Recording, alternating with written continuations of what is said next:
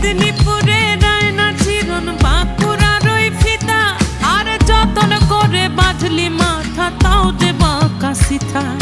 পেছ পাড়িয়া রাজকুমারী গলায় চন্দ্রহার,